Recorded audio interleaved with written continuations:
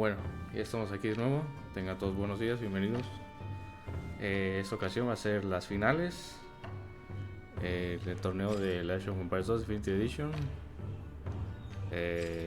Va a haber ahí unas partiditas especiales sobre el primer AgeofEmpires que existió, primero de la franquicia, con la expansión Retorno de Roma jugado con el motor del AgeofEmpires 2, y también unas partiditas especiales con el Age of Mythology.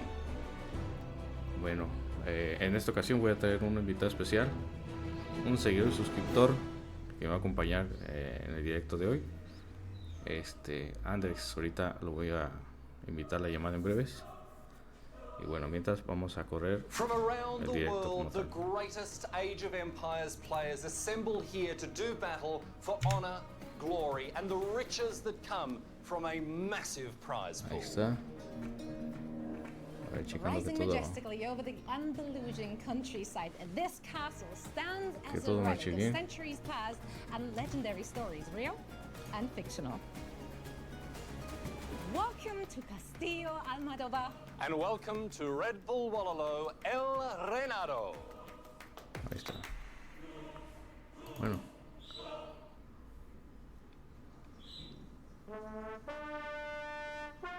Entonces arranca esto.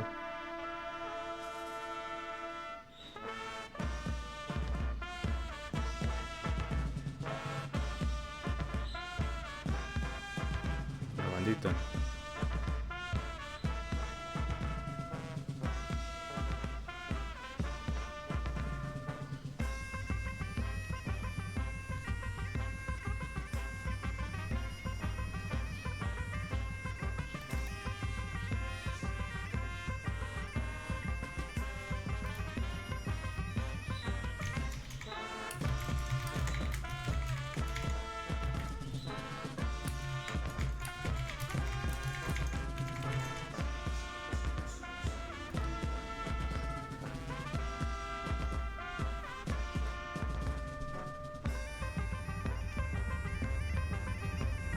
Bandita de la olla.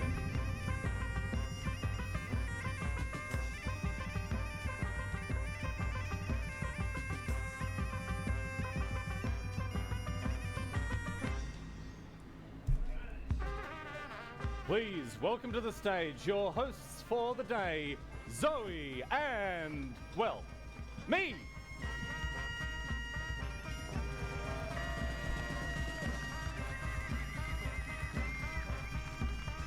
Bien.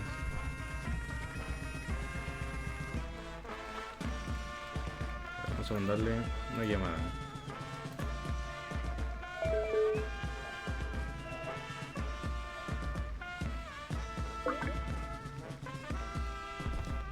Andrés, ¿qué tal?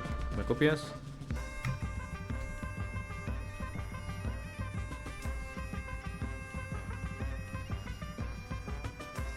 Bueno, vamos a ver si me da la conexión.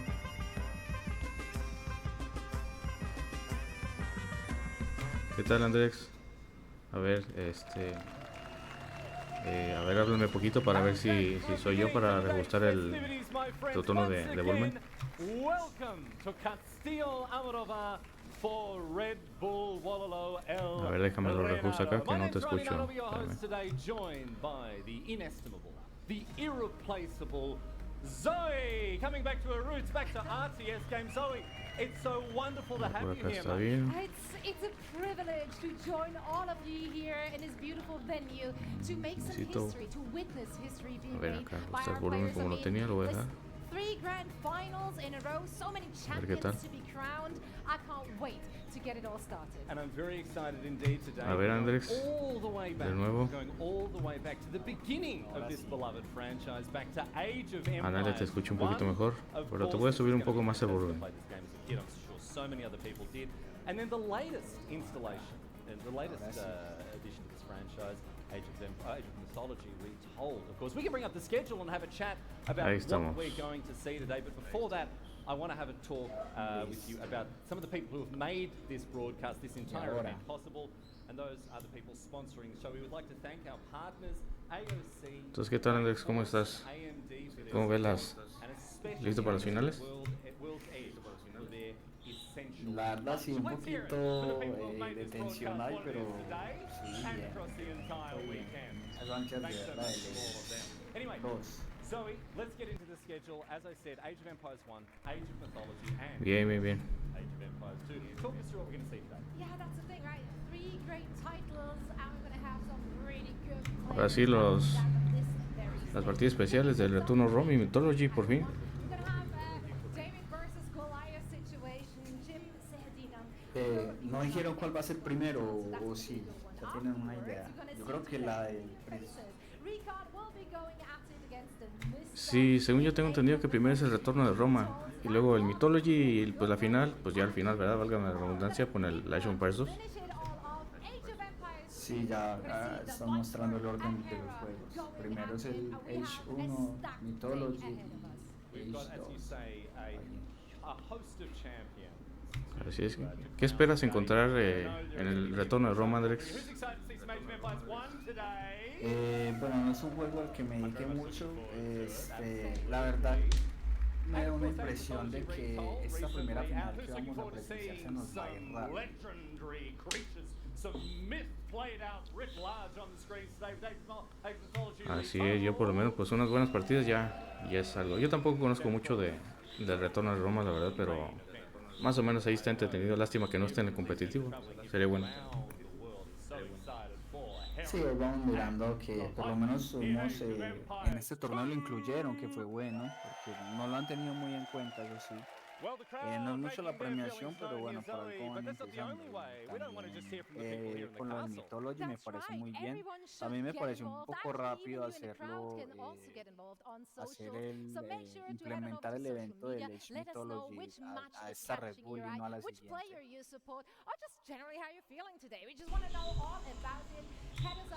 Sí. A ver qué tal. Mira, ahí están los primeros contrincantes. Retorno a Roma, creo que están haciendo las predicciones. Hagan sus apuestas.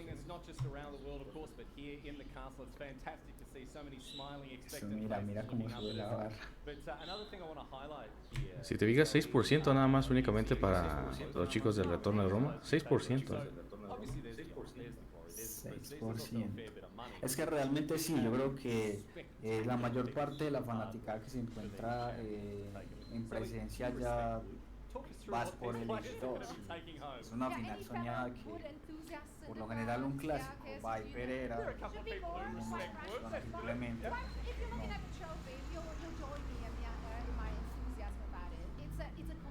A ver, sí, mira, ¿qué tal te parece el trofeo? A mí me pareció más o menos, está chidillo.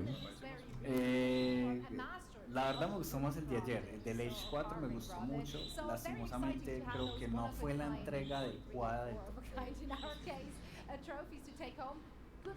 Pues en sí eran que los arietes, yo vi que le entregaron el castillito.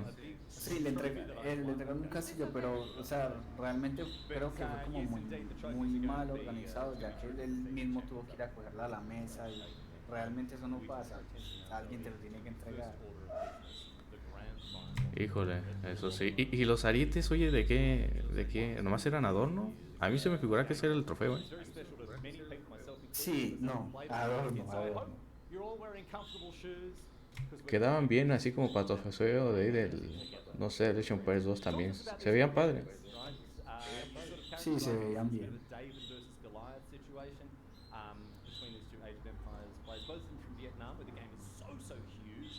Tell us a little bit about the people who get back about. I mean, everyone who's following Age of Empires 1 will be familiar. Aparentemente ahora parece que el diseño todos fueron en general como tipo aldeano, ¿no? Si te fijas. Sí, es interesante, creo que está bien que hagan esos dibujos. Creo que sí les faltó un poco organizar la vestimenta de los casters, pero está bien, está pasable. For this event together, and the opposition here is one too. He's an up-and-coming player. He will be the dark horse. I think a lot of people, if you even just look at the qualifier, they didn't even expecting him to make it out, but he specifically has been. Desconozco quién es esta chica. ¿Tú sabes decirme? No la había visto en anteriores torneos de la Red Bull. Uy, no, tampoco sabría decir ni idea de quién será.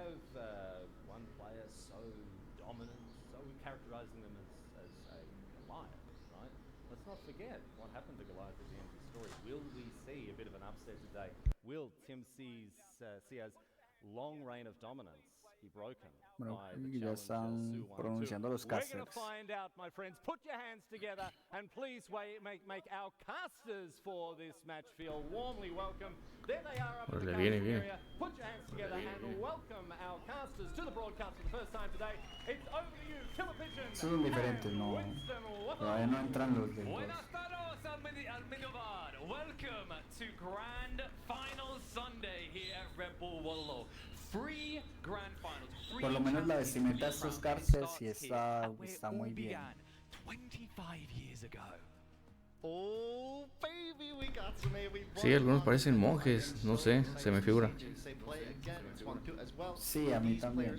A falta ver la de los del español, a ver de pronto Mario y Nacho, cómo estará. aggressive set. Oh, I'm just so excited to see it. Well, let's talk about the reigning champion, Chimse. Like, we have to begin there. The story of a man who has made it here now twice in a row, and for a lot of people, that is your Goliath in this story. Oh yeah, and his dominance it's a legacy all Normalmente los que juegan el 1 son at this point, chinos, right? The ¿no? amount of tournaments that he has won Por mi is parecer. incredible. It is Son like, asiáticos. if you look it up, I'm just telling you, it's a Sí, sí, lot. sí. Creo que esa es la bandera china, ¿no? La estrellita, pero no sé, como que le falta. Yo creí, me equivoqué, creí que eran vietnamitas, ¿no? No lo ¿Verdad? alcancé a ver.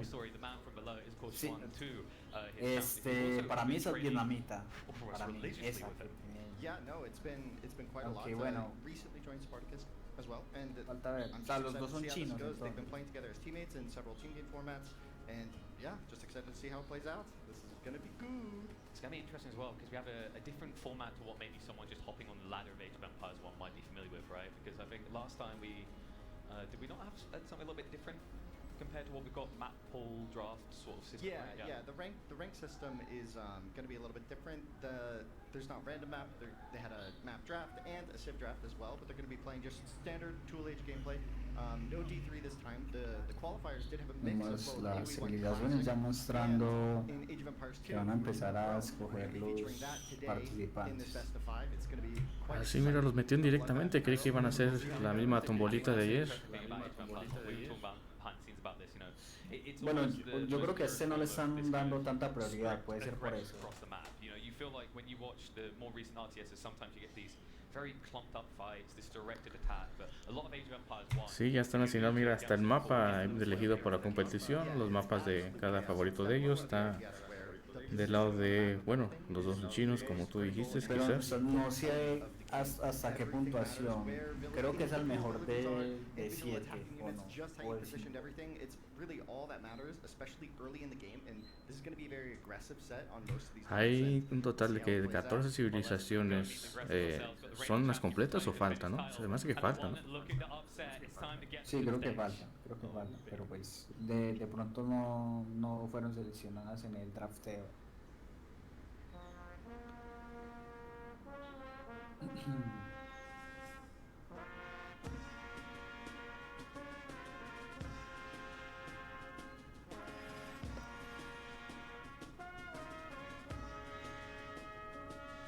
Y ahí entran.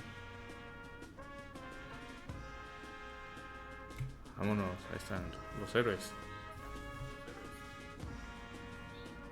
Ah, son también del mismo team, no había caído en cuenta, son del mismo clan. Ah, encima, mira, se van a dar de tope. Sí, así como el Viper y Era. Va a estar interesante porque ya se deben conocer muy bien.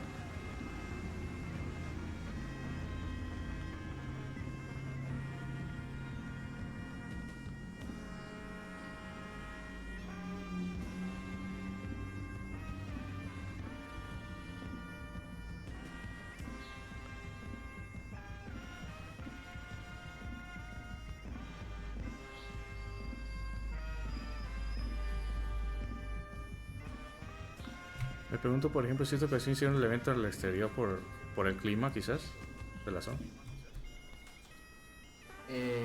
Sí, yo creo que puede ser.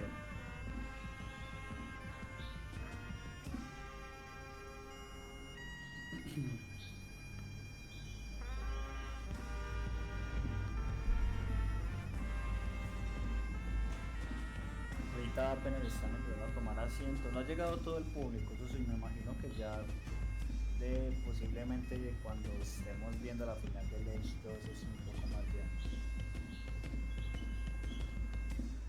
Sí, me parece que es donde se figura más gente, se junta de más. Sí, ayer estaba a tope.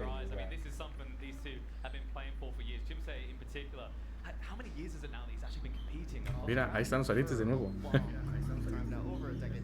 Sí, nada más era adorno. VODs and history and the tournaments and everything, it's a lot. It's a long legacy, at least 10 years, right? And Chuan on the other side, a bit more recent of a discovery, to my understanding, right? Like, hasn't got that long legacy someone like Chimse has. Yeah, he's been playing in the competitive circuits for a while. No sé si notaste tú al día de ayer que la aldeanita, antes, cuando les hizo el ofrecimiento de la soga, tenía colocados los lentes haciendo relación con el glitch, con el bug. No lo noté, ¿sabes? Tendría que ver la repetición. A lot of Vietnamese players for good reason. I mean, that is the region that AgeofEmpires 1 has definitely held strongest over the years. So we did, of course, have the top 8 players in the round robin format.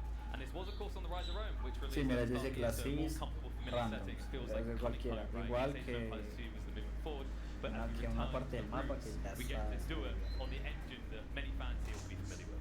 Yeah, exactly. The qualifiers were kind of split between two different settings. O sea que a todos les van a dar el mismo trofeo. And then another bow 5, and that would be one set in these like group stage. So it was a lot of games. The gameplay was really cool and tight, and it was just fun to see.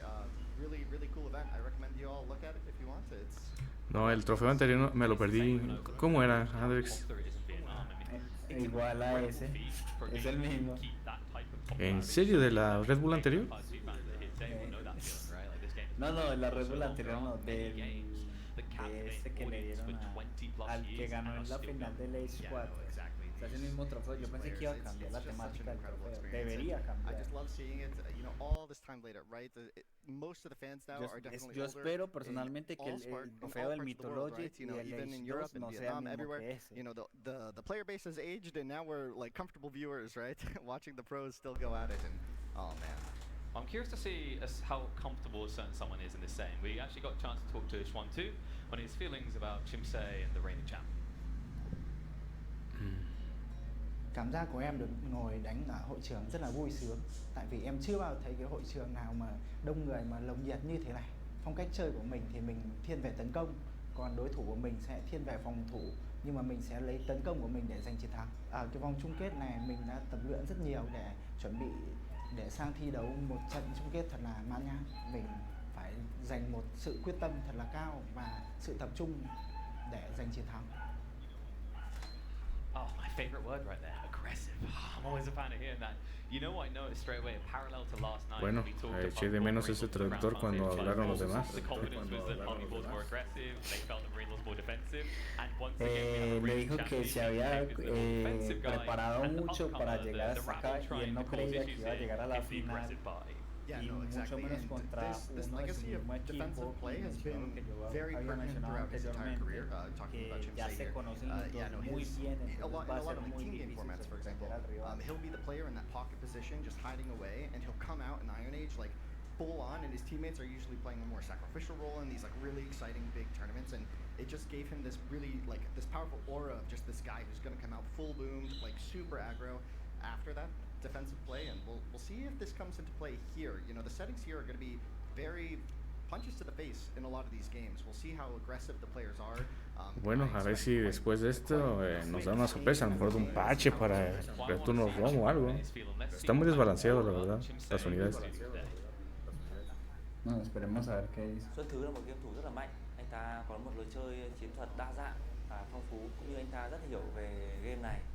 Anh ta nghiêm túc tập luyện nó, nhưng mà Xuân Thứ có một điểm yếu, anh ta không thường xuyên thi đấu trước đám đông, và hy vọng là giải đấu lần này thì es interesante, que practica todos los fines de semana sin parar. Almost seems nitpicky, kind of childish to go, oh, crowd wouldn't make that much. Es un vicioso como yo, güey. Mira, incluso muestran estadísticas de la micro, macro, estrategia, experiencia y velocidad. And you have to wonder, is that going to be something that Xuan can keep suppressed? Can he keep his cool like he would online, or is it going to crack him? Yeah, and it's going to be tough here. Chimsei, you can see on that scorecard, Acro 10, Experience 10, and that is an accurate representation, in my opinion. It's really incredible what you can do in these positions. If you're not super Ahora, tus apuestas, Andrés. when you're booming, Ay, 100%. it's quite a chaotic experience. Town centers are very No, cheap, 60. Apenas están votando, lo que pasa es que apenas están votando. Me asustó, pensé just que... to keep up with the macro Ah, advance. con razón. Chimsei is just Bueno, such a master at ahorita it. la apuesta va por... Chin.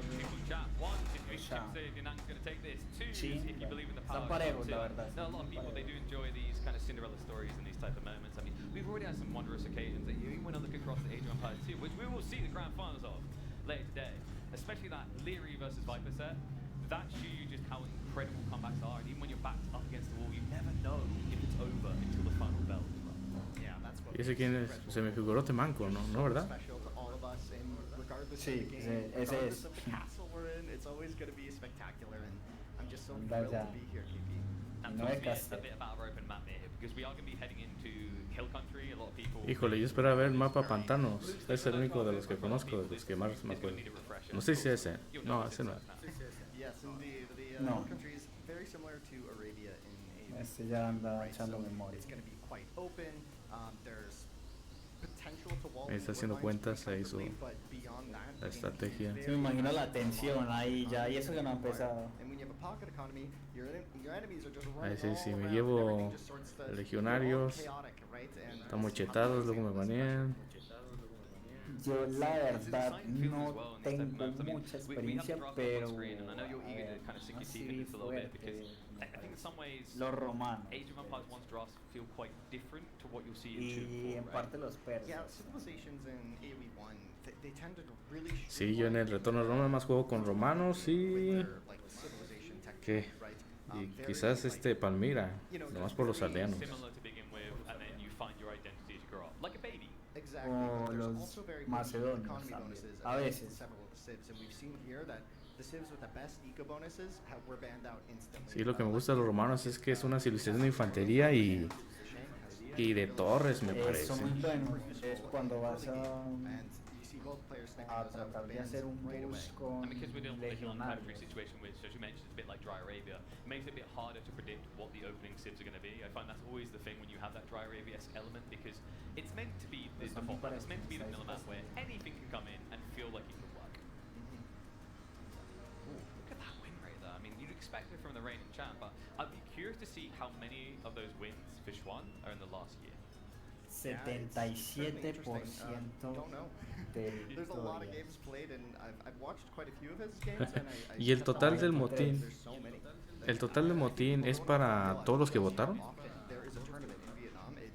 They Sí. basically have weeklies, right? And Okay. it's Se so reparte. fun to watch. The commentary is great. They're so excited. It's so fun to watch. I find the whole atmosphere, the whole approach to the ecosystem of esports La is very diferencia different, right? Like, you know, LANs estadística are de a really big victorias thing es in demasiada, cafes, the good old 77 a classic style. You 23. have intercity words out my mouth type lands. You have these kind of almost, I want to say, regional exchanges, whereas obviously when you look at the West audience, we're talking about big lands, we're talking about flying people from around the world, we're not talking about maybe weeklies on the scale or in person that you would see in Vietnam. Sí, pues mira que está bastante grande el castillo, a mí se me figura 2, 3 en uno ahí, At juntos. this point, it's kind of grown up into more like personal studios, personal internet cafes, right? But it's still the same essence and feel. El resto, no sé, se me figuran donjons, ahí que tiene donjons ahí a los costados.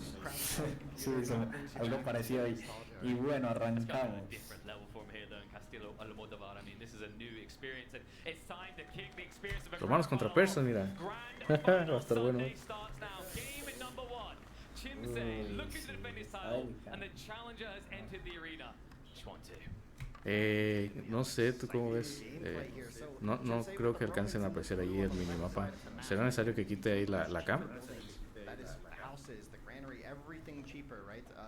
Sí, Build up your base much para que se more enfoquen quickly, más fewer mills on wood, and obviamente still en get a very el fast juego. uptime. Meanwhile, Persians are Ok, probably entonces... one of the best rush hits in the game.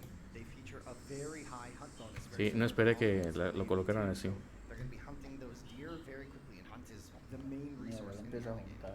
And parecido a cosas de Age. Tiene algunas mecánicas parecidas al 2. Later. And you know, the interesting thing as well is, I don't know if anyone in the crowd is having this. I'm just getting flashbacks to all the cheat codes that I used. We're not going to let them use it in this one, but there's such an air of nostalgia when you hop into a game like this after so long. Yeah, right. And here you see, like, without a scouting unit, you have to dedicate villagers to just accomplishing anything, right? And here you see Chimsei, he's going to be pushing in with a villager, and so pushing in all these gazelle onto the TC is going to be a very critical, like, part of this early game economy, and it's oftentimes one of the features of, like, skill and player expression in the Stone Age. I guess the other thing is you don't really, I want to say you don't feel as safe in Age of Empires 1 as you would in 2, 4, 3. In the early game, you know, in those games we're used to the town center providing us a recluse, so somewhere to hide. You don't really get that level of protection here in Age of Empires 1. Yeah, I mean, one of the biggest reasons for that is you can't wall until you research a tech in the Tool Age, right? So quite some time before you can even start planning your defenses. The town center in Return of Rome, you can actually garrison in it, which is a very substantial difference, but it doesn't give arrows, right? So it's just momentary safety. It's a please don't hurt me. Yeah, it's a please don't hurt me moment. And you can see the boar lure as well coming in. Looking meaty and ready to be taken down. What is the expectation here? Because you mentioned the Persians are usually the aggressors. Is that what we're expecting to come out from both a player perspective and a sim? Tus primeros minutos ahí en Return of Rome, cuando inicia la partida, ¿qué haces? Igual lo mismo, te atraes la casa, el jabalí, o te vas directamente por el valle. No, yo creo que me especializo más en la casa, creo que es más... O sea, yo tocaría las vallas de último, no sé, son costumbres del Age 2, pero no sé si aquí cambiarán algo.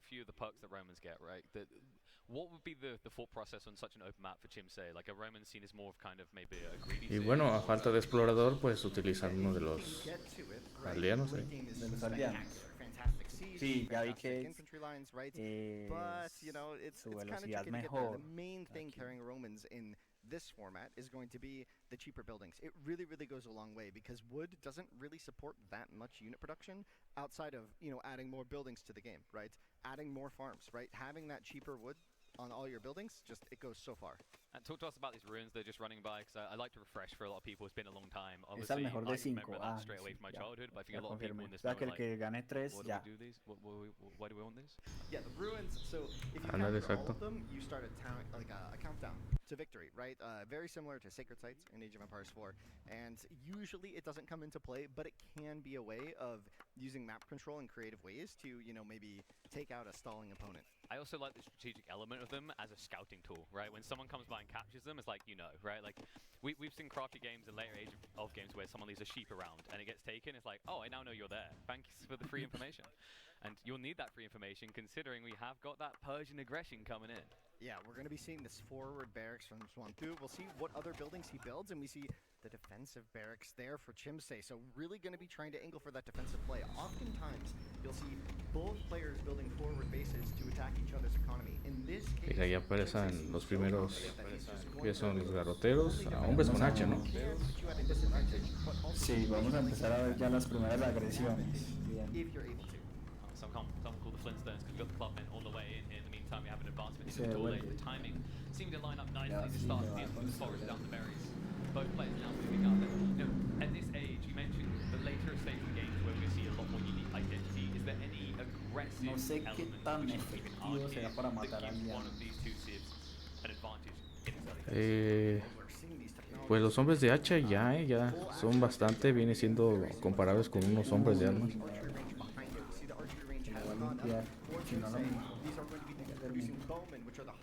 No le conviene ahora, creo que necesita más números.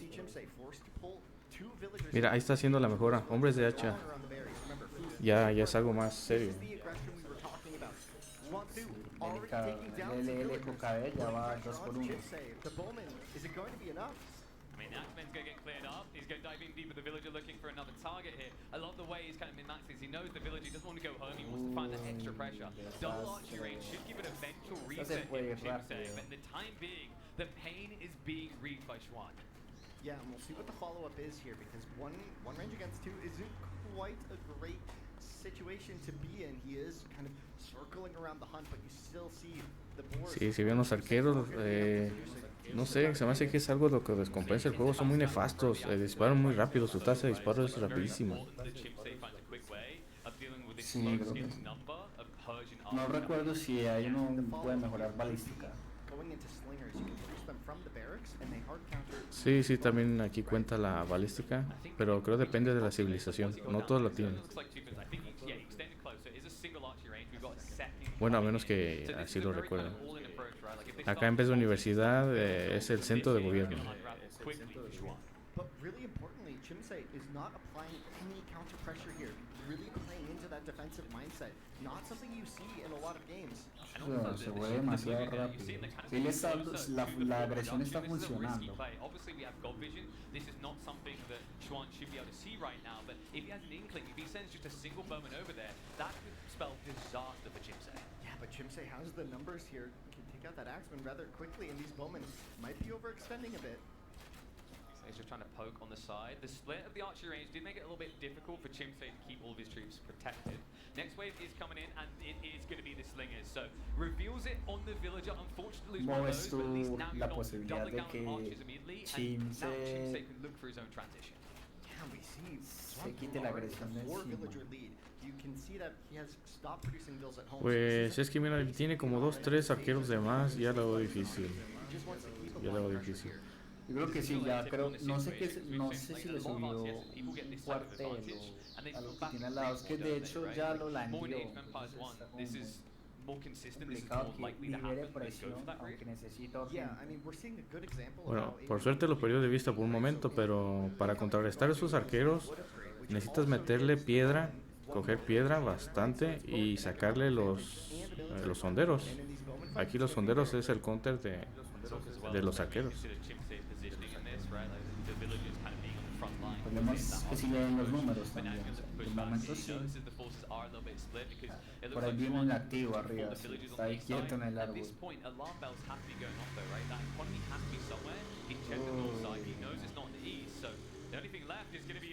Y ya le encontró dos aldeanos. Mira, ahí viene el hondero. El counter del arquero. Desastre. Si los arqueros que tenía ahí se dan cuenta. So far, one bowman there was. Oh, he got two more. That's two more already. Look at this. Yeah. 6 villager lead. The rest are fleeing to the north side. But the issue with this is your archers are now not able to protect. Sí, mira, ay, lo van a cerrar. Yeah, and there's a couple slingers in the mix for Swan-2, and that could be a problem. Wave. One is caught GG. Se fue rápido. No.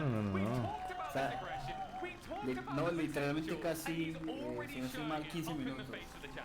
Yeah, no, exactly. And this is what Persians are going to do.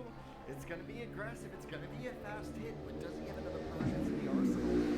Not quite sure. We'll have to see how that pans Sí, no me percaté del, ¿cómo se llama? Del rush que hizo ahí con... Le puso, ¿qué? Galerías de tiro enfrente, en la base principal. Sí, galerías de tiro, correcto. Mira, ya está como que inventando madres. Para que le... Ya la presión empieza a aumentar en ese punto de que ya vas perdiendo en el marcador.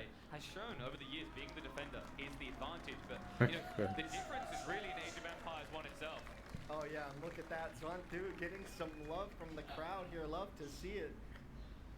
And he gave everyone a really nice smile there. Did you see that? I love it. Look at the stretch back too, just leaning back. Híjole, lo malo es que ya vetan la civilización, me parece, con la que ganaste ya no la puedes volver a usar. Sí, pero creo que así está bien equilibrado. Así ha sido siempre en los torneos de la Red Bull, también en las competiciones anteriores. No lo había notado eso. No, sí, claro. Para mí está bien, o sea, si ganas con una ya no la vuelves a escoger porque pues la seguirías escogiendo siempre que ganes con ella, ¿no? Es como, no sé, por ejemplo, tú seleccionar georgianos y siempre jugar con eso.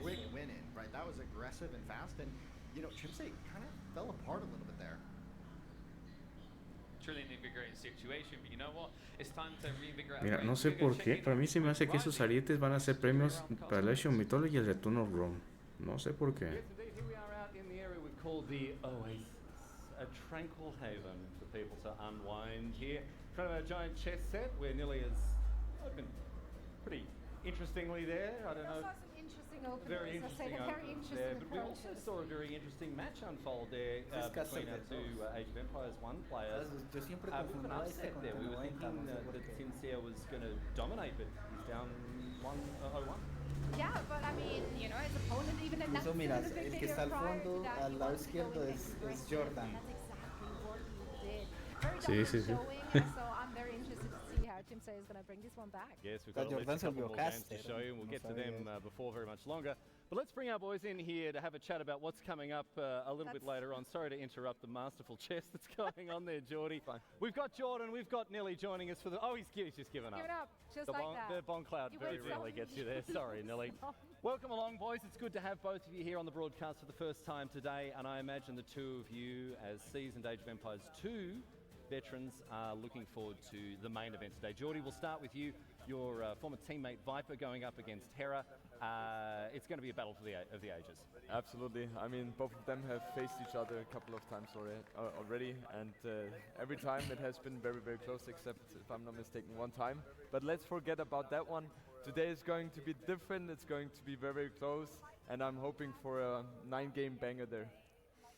I mean, the Viper certainly had the tougher route Y el de la derecha sí no sé quién será. Lo he visto, pero no sé cómo se llama. As well, and he said in his video blog afterwards, like he has to go back to the drawing board. and Sí, put sí. something Creo ambos los he visto en anteriores Red Bull también. very out of the ordinary here, or is a standard Yo creo play? que, bueno, yo sé que Jordan era del GL, pero no sé si este también, porque este también lo he visto mucho con It will be Viper. really tricky for the Viper. Yeah, we consider him to be a top 3 player, but right now with Hera's dominance, we think he's one level above. Incluso ahí He has to mencionaron, win están hablando de through the Viper. draft, through strategies, throughout my gaming, or maybe hoping that Hera, with all the pressure of never winning a Red Bull before, might get some troubles that way.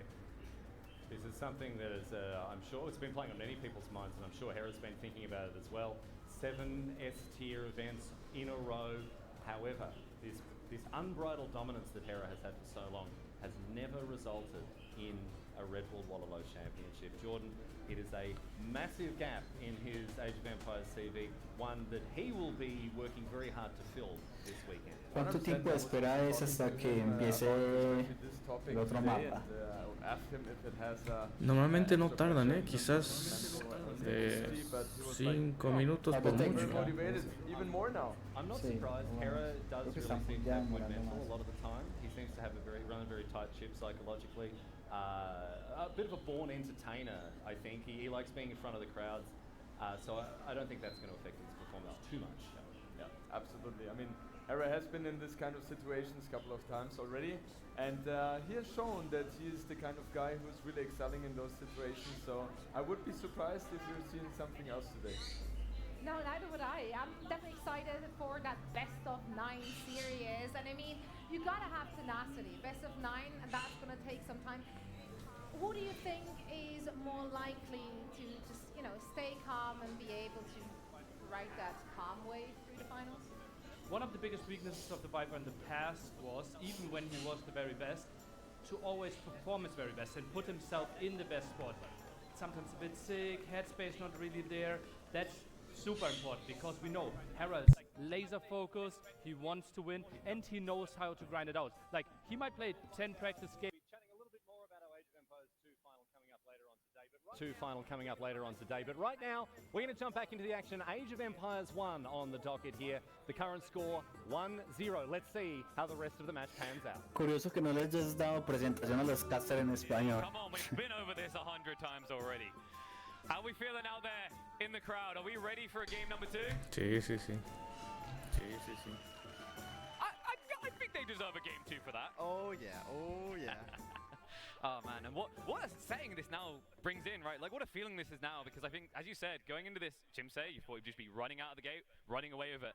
This has to be a full reset, like on both sides. For Chimsei, what went wrong? And then when you think of Schwan, what went right? Where am I right now, and how did it come to this? But you have to calm those nerves, and you have to prep yourself, because I think we're already in to game number 2. Oh yeah, it's gonna be interesting here.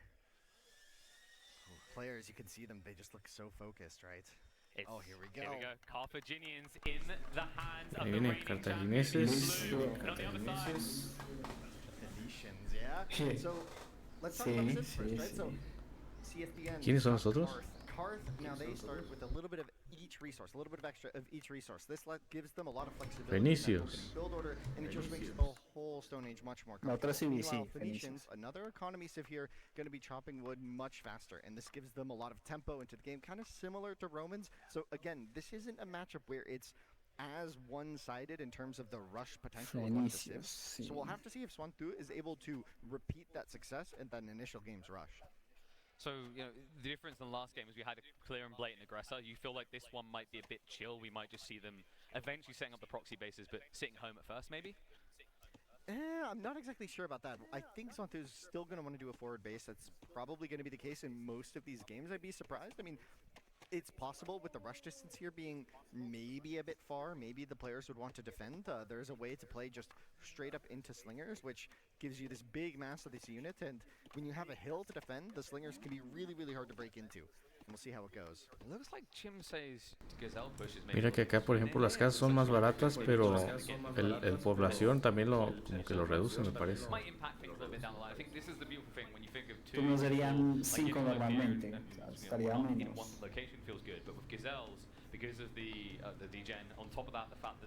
O sea, yo siento que el juego aquí va mucho más rápido.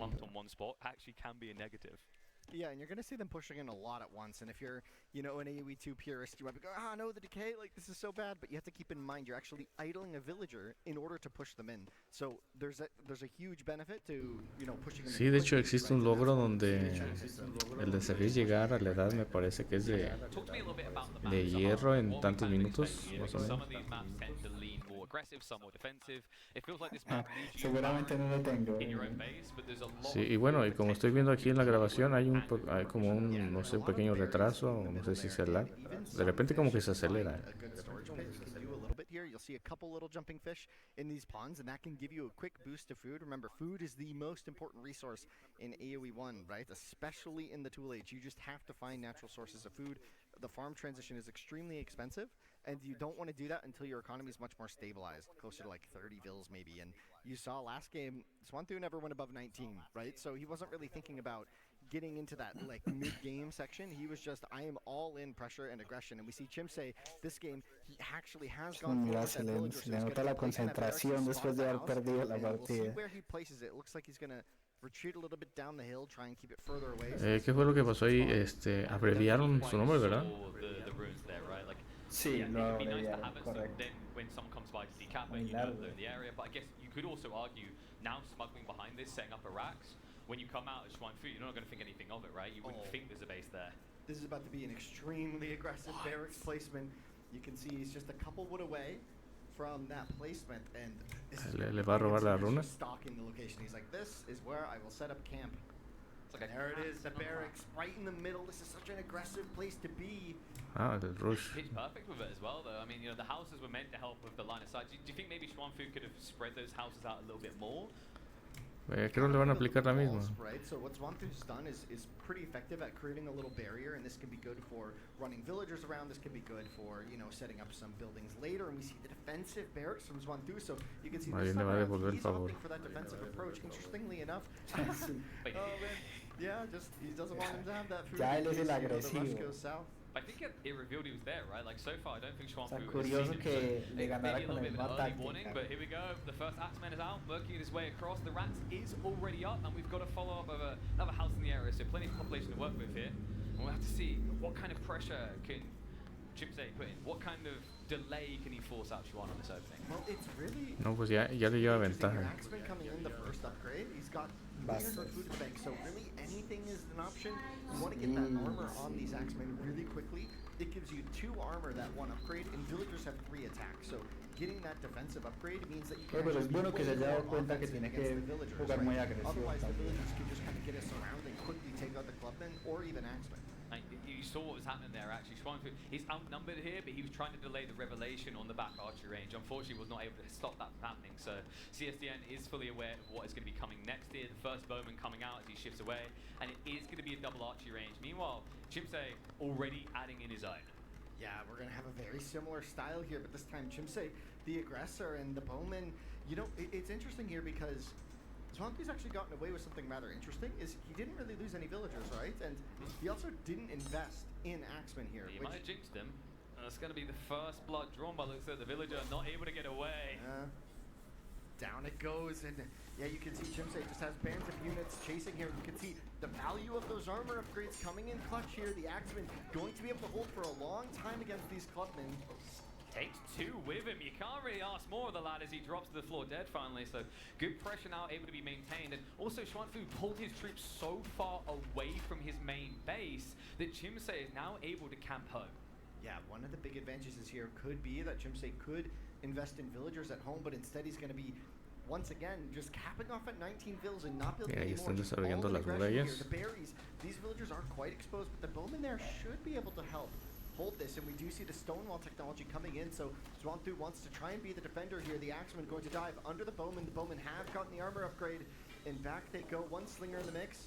Beautiful split as well, love that. Just actually sends the boys in, cause anarchy while he debates the bowman away. So forces a bit more idle time, finds a bit of a desirable trade in the end as we're going to see some villagers getting killed. Yeah, and the market going to be critical here. It does allow you to do some resource exchange, although it's quite expensive. But Chimsei coming back in, the bowman from Xuanfu walking the wrong way. He's going to be able to start sniping him down, drops one of the villagers, the others shift out of range just in time, but that wall is still not safe. It's still not complete, and we have to keep in mind that Xuanfu doesn't have access to much food elsewhere on the map if he's pushed out of this corner. Yeah, and you'll see the slingers here are going to be taking a lot of damage from these bowmen. They have bonus damage against the bowmen, and they have a lot of ranged armor, very similar to the skirmisher in AgeofEmpires 2, and we have a full-on fight here. Xuanfu, retreat. I mean, it's that one sling that's kind of sticky, right? Like, you look at the raw numbers, Xuanfu, you think he'd be able to just easily push this away. He's finally got his own slingers coming in with the backstab, so attention is going to be drawn there. But he's just using it to bait, to micro, so he can split off and snipe the sling on the other side. CSTN still firmly camped in the base, and the worry here is it's so close to Sean's production that if he retreats from this area, he's unlikely to get more units. Yeah, CSTN can just go left, and he's going to do that. There's a wall there, several villagers just completely exposed. They're going to have to run. Shift down the other side. Good thing they didn't complete it after all, but that's now a vacate of the farm area. The backside, he gets that final wall up just in the nick of time, so able to dodge death there, but the second wave is already building. Yeah, the damage is dealt though. The villagers are idle this time. CSDN with the 4-villager lead. Those are the berries just sneaking back. Really dancing with the vision there. Even pulling an elephant. This elephant going to give a lot of food and much needed economy to Xuanfu here. Back up against the wall. I mean, this is the type of situation where, like, you're trying to claw your way out of this is incredibly difficult. With so many troops and disposal CSDN, he doesn't need to just focus on these big fights. He can continue to idle out that eco, and that has a compounding effect. And he's going to find the eco on the north side, catches them, trying to build up the storage pits. He's going to be pinned in the corner, but should be able to take a villager or two with him. And the reinforcing wave will mean that CSDN is going nowhere. Yeah, but Xuanfu, he's on the run once again with the economy, so two big migrations have occurred, and this one doesn't look like it's going to have a happy ending. Oh boy. Chasing on both sides. I mean, we reached the chaos point, right? Xuanfu, it almost feels like there's just nothing to play for here, and that should be it. GG gets goal. We even it up. CSTN, the reigning champ, able to take game 2. Yeah, back on the board. We have a series here, folks. It's warming up. It's what I want. I mean, you know, if you know how I am. If I could have it my way, every single grand finals would go the maximum distance. And I still have the feeling we're going there. That was dominant on one side in the first game, and we just saw Chimsei is no slouch. He hasn't been sitting at home eating popcorn, just watching movies all day. He's been hard in the practice. Yeah, no. And you know, an interesting note, I love to see it just because it's a big difference. But when these players are calling GG, you'll see them just type 1 in the chat. And I don't know how long that's been going, but it's quite a while. And I just kind of like the simplicity of it. You know, I do that now too, but I can't do it when I play H2 or Myth or whatever. Everyone's just like, what? And then I'm just like, resign. I'm out. That's the thing, like, for a lot of us, when we see 1, we're like, oh yes, you mean yes, right? And what would that be in that situation? But yeah, it's kind of a classic. I mean, very tasteful though, he's not typing GGs. Yeah, right. No, it definitely wasn't easy there. No se la sentí más rápido I love these shots at the castle, right? It's a beautiful place. Oof, so it looks like the Chimsei fans have woken up. 67% believe in him. 2s, if you believe it's Piggy Boys time. If you Xuanfu can take this one, I mean, so far, based on what we've seen, I wouldn't be surprised if we end up with 50-50 though. There's going to be that bias to the champion, but you know, I'm biting at the bit to see what our third game's going to be. Like, looking at the maps we've got left here, we've got River Crossing, Desert Ridge, Gold Mountain. You know, I'm wondering, with what we saw in game 1, was there anything indicative of the style that Xuanfu likes to play? I I mean, he might try to do something aggressive, right? But all these maps are very similar in style. These are all going to be very heavy aggressive maps. Interesting Civ draft as well. ¿Cuánto te cuesta para iniciar tu predicción ahí? ¿Cuánto te piden? But also super potent Hittites as well on the table. You know, I like chess, but I'm pretty sure Riley has just been working his butt off, finding all these cool little games that all you guys can do. So let's see what he's found this time for us. Isn't he back here in the Oasis? This time it's not chess, but archery. We've got our boys at the bell doing the old taking to the range there. So Tristan, obviously a big fan of archery. Oh! So he's getting stuck in there. But Zoe, all tied up, 1-1. Chimsia's on the board. So that's going to be, his confidence would have been very high coming into this match, but he'll be very pleased to have gotten on the scoreboard today. He will be. And I mean, I know that both of these players are very familiar with each other. As I said already when we introduced this match, they have been practicing with each other for this. So hard to hold back strats. All the maps coming up are on the aggressive style that should suit technically both of these players. So it's going to be a remaining who's going to come out on top. Yeah, and this we could, at this stage, we might go the distance and see the full 5 games. I'm going to get these two to come over and join us before they break something here. Tristan, this is not a neutral island, man. We can't build any more archery ranges. I'll get you to come over and stand over here, T90. T90 and Dave for the first time today, everyone, joining us on the broadcast. Good to have you along, boys. And the both of you, of course, will be joining us a little bit later on for the Age of Empires 2 final. We'll come back to that, but Tristan, I want to ask you about Age of Empires 1, a game with a long history. And you followed Chimsia's dominance in this game for quite a while. This bloke, a little bit like Hera, really, at the moment, pretty unstoppable.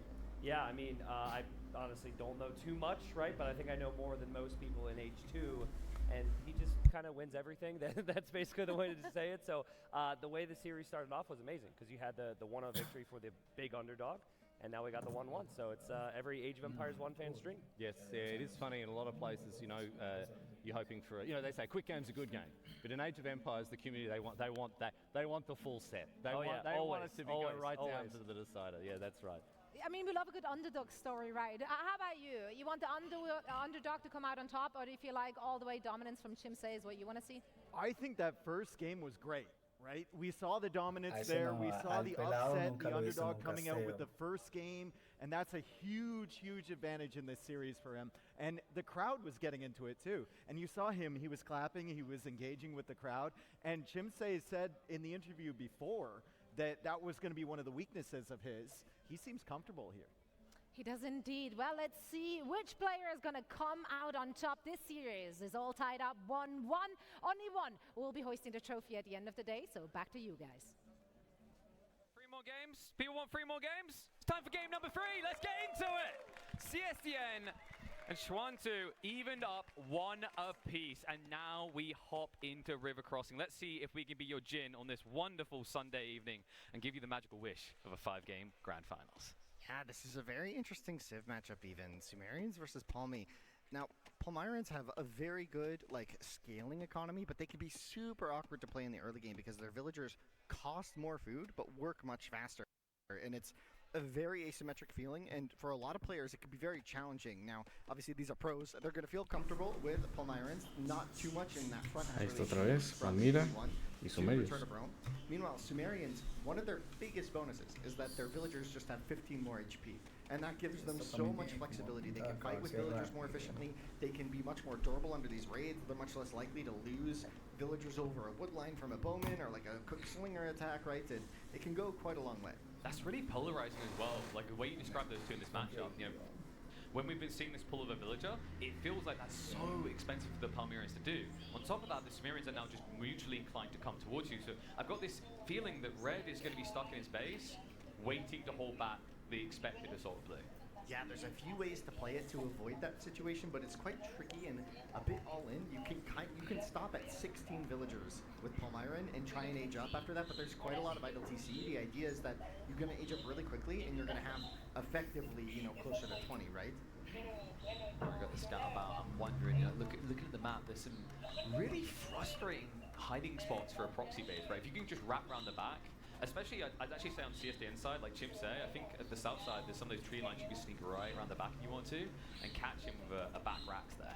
Yeah, potentially. That could be quite interesting, but Swantu currently not really out on the map, as would be indicative of a really aggressive rush, but Chimsey as well, not moving out just yet onto the map. So we might see both players opting for a more defensive style, and that does match what these civilizations kind of can do in a lot of situations. You mean we might get to the mid game? We might get to the mid game. Bloody hell, wasn't expecting that. I mean, these two have not been waiting around so far in this series. So Elephant is going to, of course, be pulled underneath the town centre. Who benefits more from this kind of stalemate if nothing happens? Would it be the Palmeiras? Yo sí la llevo, Yeah, pero eso depende there's some de nuance qué to that, vaya a but ser. there's a Yo really normalmente good timing that trabajo Palmyrans funciones can de get, juego. like really far into the mid game, Sí la right? tengo, But Sumerians have pero a better late game at the la end of the day, dieta right? va So variando it's kind of dependiendo important to de la see how this situación del goes. cuerpo en la que We did see Swantu go for a 16 En pop este age, caso, so he had a este lot mes, of idle TC time, but you do see that ticking más que in, todas las 20%, piernas, it's on the way. cada I think at this point, yeah, we're keeping an eye out for it. He is looking to Pero ya, spring digamos que into para action. el, Schwanzu now, the proxy right on the west side. And I don't believe, actually, I think because Chimsey's already scouted that area, correct me if I'm wrong, he doesn't have anyone out there looking for this type of play. Yeah, that barracks though. So you can see what he's done. So one of the biggest like weaknesses of the forward attack is you can be blind, and this is what we would call a blind barracks. And he's just built it because he senses that this might be where the opponent is. And if you look at the map, this is the mirrored location. But the way that this river spawn has actually pushed Chimsey way to the right of this, and if this rush goes the wrong direction, which it doesn't look like it will do, Schwantu gonna get maybe some important scouting info. You can see this artifact. It functions very similar to the ruins that we talked about before. It's kind of like a free little scouting unit that you can use, and if you capture all of them and keep them safe, you can maybe win the game, but that's very rarely the case. I remember as a kid, I just felt cool having them on my base when I was sim sitting up. Blind and oblivious to what I really needed them for, but it will be useful for kind of scouting things out extra, especially as you said, when you're going blind like this, every little piece of extra information is going to count. So Schwanfu already checking around the backside, the elephant already being pulled in, he needs to target here, he can't look for any sort of backline economy because it's simply not there. CSDN so far is pulling everything to the forward side.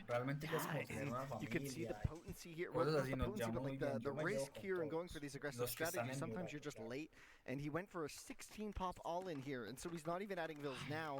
And so his economy could fall behind. You do see the archery range, I'm sure, coming up right there, but the Axeman gonna get right on top of this range before it goes up. Rank is there though, so we'll have counter troops to push this away, and actually give him the bream room to get this archery range online. Now, the problematic detail is, like, where's the villager right now for Schwanfu? Has he got an archery range on the ford coming up himself? I feel like actually setting up back here would be beneficial. It gives you a split production, but it gets them into action much quicker. Yeah, it looks like he has a bit an archery range at home.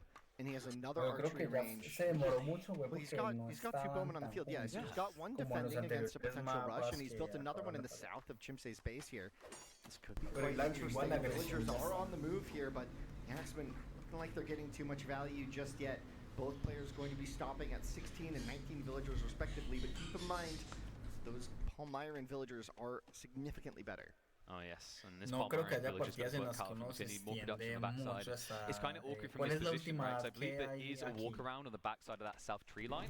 La última de qué? We can wall up, and it's such a small space that I love the way that CSDM understands this is a safe zone, but he's not rushing to wall it in because that's a waste of resources. En dificultad es el extremo. Here, which are going to be effective for now, but once you get that bowman mass to a more critical number, there's really not much you can do against, you know, a bowman shooting into there. But we'll see how this goes. Some Axeman moving across the map. Going to be tracking that, making sure it doesn't get too close to his own economy. Me parece que es la de la edad del hierro, bronce parece. It doesn't look like CSDN is set up on both ends of that woodline to protect it. But it looks like he's just doing a brute force. So yeah, at this point, it feels like Schwanto is not really throwing everything behind one attack. It feels like he can't. He needs to take these multifaceted assaults. Yeah, and now we see Schwanto moving out to the middle of the map with a large majority of his economy. There's going to be both shorefish and deer on that storage pit, which is going to be a lot of food income, and that's incredibly important on this map.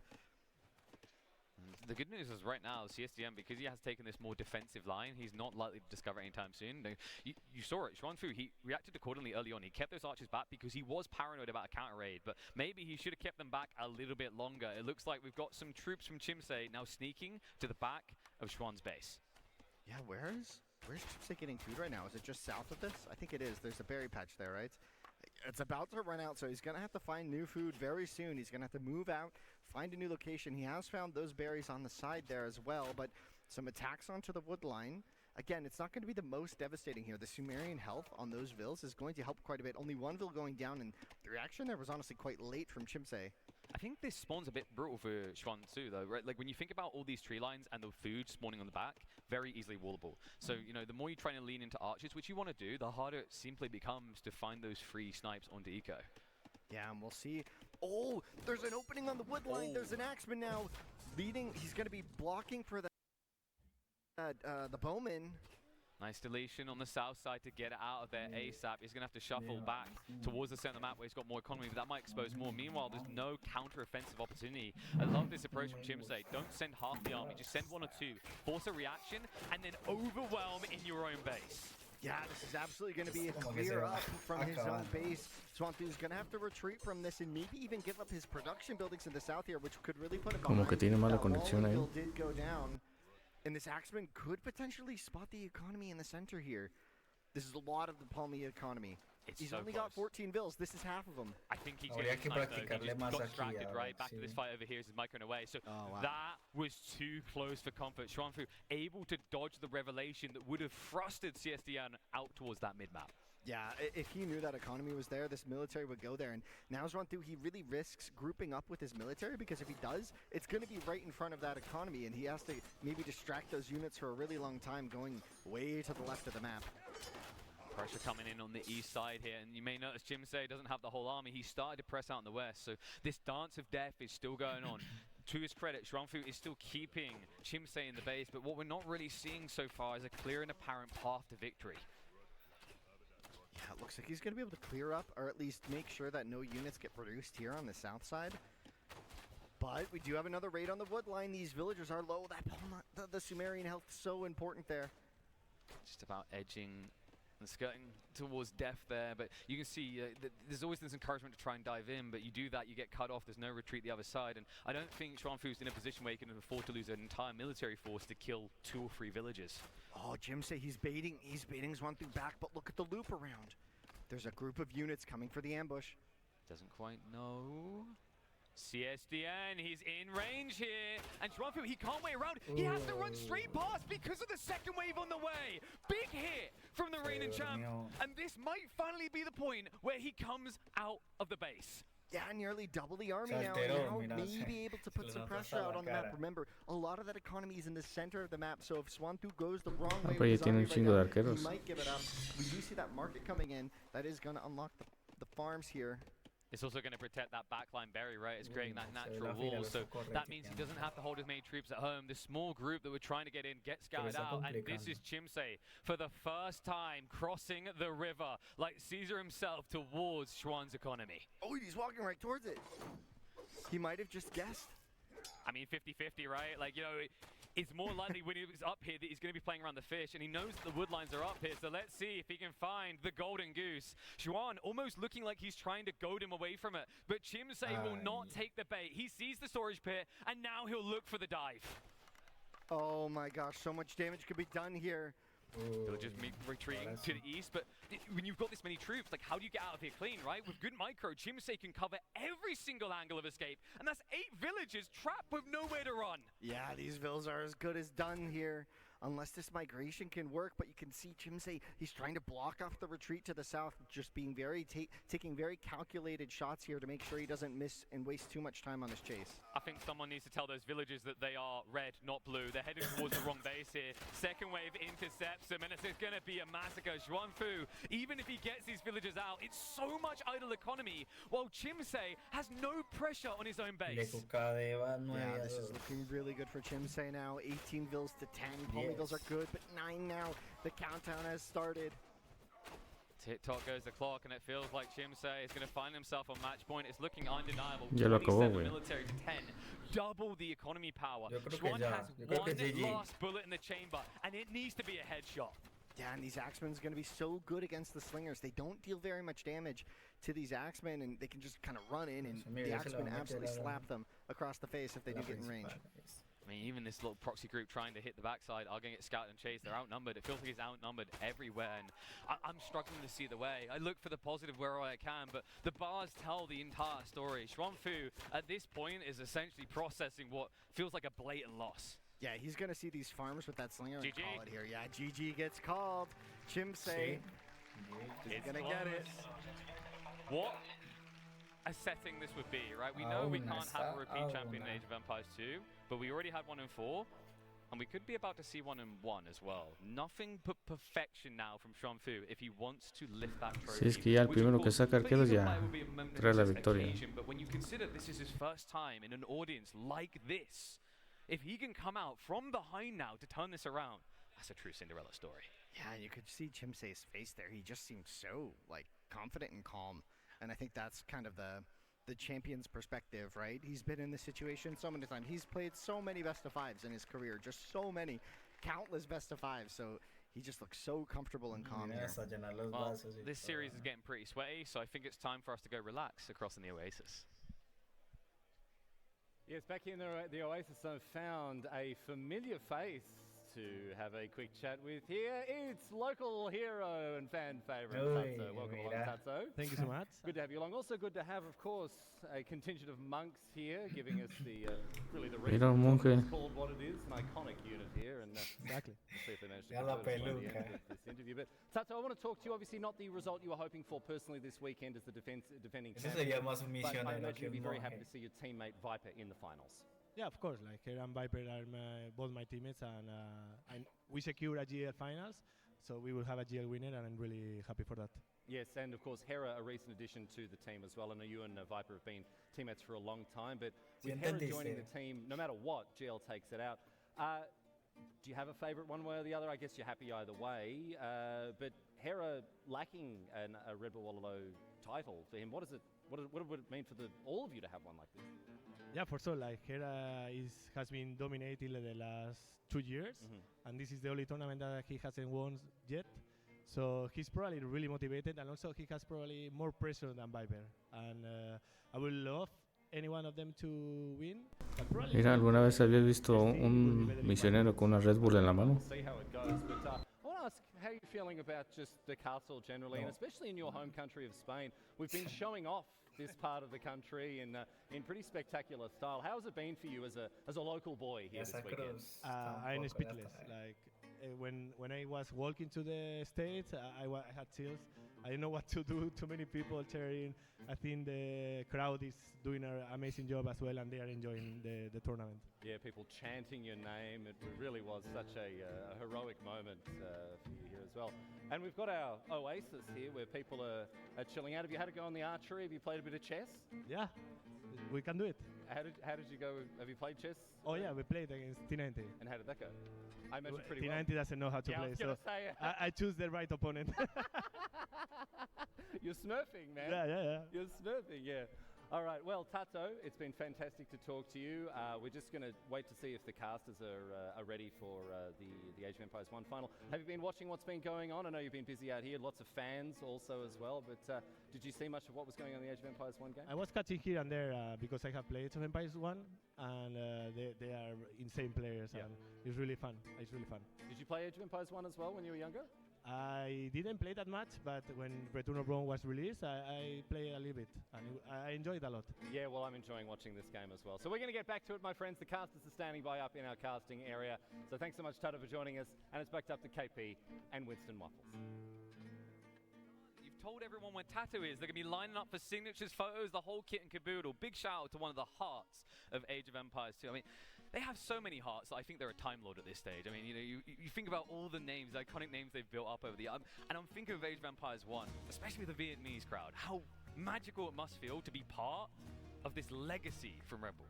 Yeah, I know there's a lot of pride, right, in kind of like their culture and their community that they have. They love sharing that with the world. That's happened on every big international tournament. It's a huge sense, and I got to be honest, Tato's being a little bit like a bit humble there, as maybe humble, as Margugu would say, right?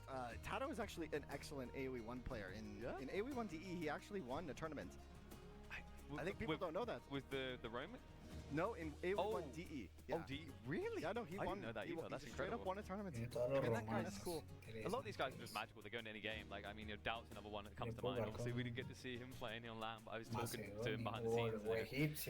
I reckon if he came back and played AoE4 full time, I could see him easily back in like the top 20. Like, he's got that talent. He's crafty in his style, and these guys are as well. And they're crafty with their banners. Talk to me a little bit about this, because we've all got our animals, right? I've got a bird. La decisiva. It's kind of obvious, killer pigeon. But there's some meaning behind the banners. Imaginas que empate. Chimsei Dinong Los means dos. sparrow in the sun, and you can see that very, very eloquently, like demonstrated there on Chimsei's banner. It looks really, really nice there. Pero quedaría la quinta partida, ¿no? Behind it, it looks really cool. Now please tell me Sí, Juan claro, just really pero likes sería birds. muy, ya sería muy, guess so, no maybe. sé. Well, let's see Muy if the piggy's tensionante going to ya, un squeal or 2-2. if he's about to be a wild hog. Game number 4. CSDN, match point, Vamos a ver. looking to make it back-to-back Wololo championships. Has Shuan got something to say about it? Yeah, we'll see here. So Macedonians, one of their main advantages is that their units get more line of sight. And as you've seen in these games, line of sight is one of the most important things. You see how Oh, wow, much that that's villager huge. sees? Yeah, it's +2. This is incredibly important for positioning a rush. You saw what Chimsei did 2 games ago, right? He had that vill just kind of scouting out those houses, but if he goes one tile too close, the house sees you back. Here, you just have a huge advantage at like, oh, I can see the house, you can see the enemy villagers and just sort of stalk them. We'll see if he's able to put that to use here, but this is also a map where the rush distance is really, really high. So you're going to have to get your barracks in a really good position and hope that it works out. Do you try to push these zebra in, or do you just now go out and gather from them? Because obviously, for Shuan, he's got an easy shove in. but ¿Cómo es just know posible eso CSDN que is so seleccione las big cebras y now, aparece it's el really rostro? awkward to try and get behind them to push them towards the TC. Yeah, he will do. I mean, it's something that happens quite a lot. You have to push Creo que es with bug. a Vil No every sé. time you Eso play the no game, pasa en right? el 2. Every single Stone Age, right? So it's just default Mira, behavior. todos tienen rostro de hombre. You know, it's never comfortable when it's exactly against the wall like that, but I mean, Chimsei's a pro, right? Sí, I sí, think, you mira, know what I think it is? I think the zebras have started to learn Está this law, bugueado. like, Yo creo que you ni se can't han get us dado back to cuenta town de eso. center if we just wait next to the wall. Mira, esa es la Ah, cebra. sí, ahí está diciendo, sí, sí, las cebras. Mira, ya se percataron. Kind of, like honestly, a little bit, like a little. I kind of see it. We got him in the grand finals, man. Falla y... He's here No, too. man. That was always in our hearts. Oh But no, my there's just God. this elephant friend. Oh no. He's Porque everywhere. el elefante So normal, elephants pulled in as well. pero la Talk to me a cebra bit sí about está bugueada. Desert Ridge, because you were saying when we look at the map pool, it kind of feels like a lot of these are going to have maybe a similar playstyle. There isn't these ones that necessarily lean you harder into the mid game or late game, but there are those maps in the wider pool. Well, it's a very defensive map. You're able to hold like really, really comfortably. If you're able to get kind of this full wall off, which is there is a possibility of it, and you kind of look at Chimsei's base, and it almost looks doable here. In the middle of the map, you'll notice there's lots of elephants actually kind of dotting that ridge, and the player who can spot those and pull them, you can lure those all the way to your town center if you wanted, and it's just a huge boost to your economy. You can see just how many there are. It should be called Elephant Ridge if you know what I mean there. That's a lot of chunky boys. Hannibal Ridge, maybe? Maybe. I mean, it's very suiting for this game. Well, we have got the move out from Xuan. Looks like he's going to have to circle around the east side. But as you mentioned, it's so defendable for CSDN. It feels like Xuan actually has to get very close with his base positioning. And the beautiful thing here, that scouting vision advantage should mean he's able to dodge the villager as long as it's not right next to the tree line. Yeah, like one of the most important things is knowing where the pressure is actually coming from. That can give you a huge advantage. And he's so close. Just barely going to miss him. Everybody whisper. Like ships in the night, they don't see each other here. Alligators getting involved with the mischief, but Xuan, he gonna doesn't see the react. forward vill. This is really important here now. If you spot the enemy's villager forward, you can push it back, and now it's going to be really hard for Swandu to actually build a barracks in this location. And we even have the crocodile involved. He's like, oh, where'd my friends go? Like, CSDN village just runs back and gives him a fist bump. Thanks, bro. Yeah, thanks, Could have done thanks it without you. Lo perdió de vista el He's coco. already prepped houses on the west side just in case it's like this double option gambit that you might occasionally see. It's like a bit of a wild card, it's very expensive, but it can pay off. But now it's just all full focus on the south side, on a very defendable location for Chimsei. So, Xuan, with this in mind, do you now go for the all-in still, or do you just fall back with some sort of more macro-focused game? Oh, wow. Wait, Swandu, like, looked away from his vill for a bit. He's not reacting at all. He's busy with something. Maybe he just gave up the vill, left for dead. But that's crazy. That's just going to give it up to Yamato like that. he finally reacts towards the end, so Chimsei shouldn't be able to get this kill. It just feels like unnecessary damage, but it's almost like La cebra es deep in the big brain. What if this was intentional? Because now Chimsei's like, oh, he's clearly going for another proxy base. Why didn't he react? And Chuan's just sitting at home doing nothing. You see the barracks going up defensively, and both players going to be playing defense here. Now this could actually favor. Mira, ese se lo carga el cocodrilo, le da un machetazo y ya lo acaba. That's a unit we haven't really seen in this game just yet, but having ninguno de los dos quiere poner de agresión, mira. Hold map control going into the mid game. Más que todo this whole time, it's just one more tap and he's dead. I've got a funny feeling. There it is. He goes down. So first blood gets drawn, and there's a party between the crocodile and the remaining villager. But the crocodile will lose out. So CSDN has found himself right outside of Schwann's base. Any chance we just turn this into a home? There's potential, but if you notice, we're going to be creating these ranged masses. Now, players have been favoring mixing bowmen with slingers. We've seen that in all these games in very small numbers, but in a game like this, it might become very large numbers very quickly. You can see Zwantu forced to make that clubman to get some information, and he's discovered more crocodiles. God, I hate these guys. The crocs are fun. That's actually the croc from earlier, I believe. He's our friend. Oh, true. That's why he let him live. He's like, you keep doing what you do, buddy. So yeah. We're going to have the clubmen start to move across, but the options, the angle of approach is difficult, and because it is going to be scaling archers, it just feels like it's not going to be feasible to sneak one or two of these axemen in to do any real damage to CSDN. Yeah, and we have a bit more of a macro game coming in here. The markets are early. This gives you access to really potent economy upgrades. Oh, sweet princess, not able to work out for him there, and we are now seeing a shift out onto the berries. So we're going to see Chimsei extend beyond his initial holdings, the most defendable location in the map. You did mention the potential for the scouts to start coming out. Is this something Chuan should anticipate? And if so, what is the appropriate response?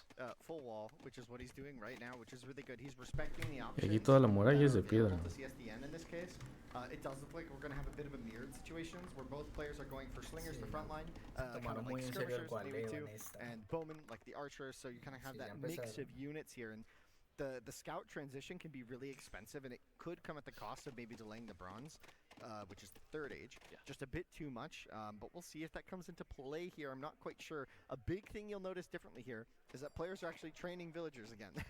So the macroing is an important element of the game, of course, and somehow Chimsei has given himself a pretty definitive lead in economy.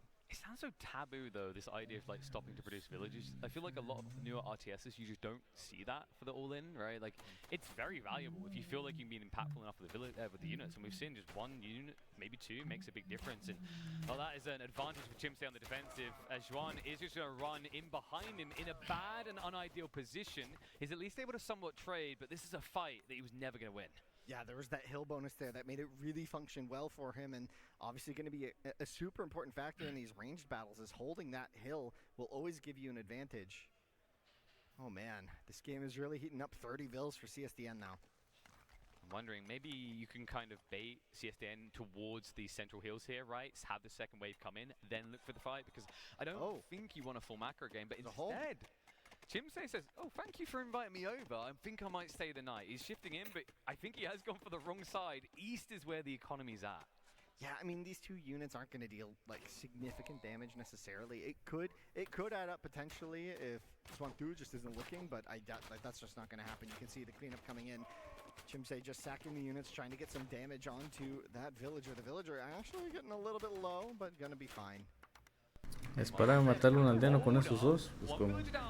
A slow reaction there. CSDN stops it just before it's a second flop, but no, he gets him on the retreat. Great strike back there. And he's going to win this fight too.